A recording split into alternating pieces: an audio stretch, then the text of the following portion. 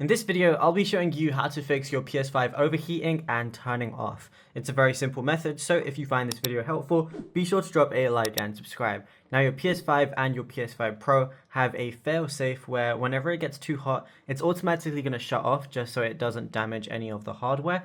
So basically, if you're overheating, that's not obviously a good sign. So what you want to do, there's some immediate quick fixes you can do. The first thing is improve your placement. For example, if your PS5 is on the floor, maybe it's on carpet, you definitely don't want to keep it there. You want to elevate it to make sure it gets enough airflow. So have it at least 4 inches or 10 centimeters of space around all the sides of the console. Make sure too many things aren't around it, and avoid keeping it in closed cabinets or on carpets, like I said, which trap heat.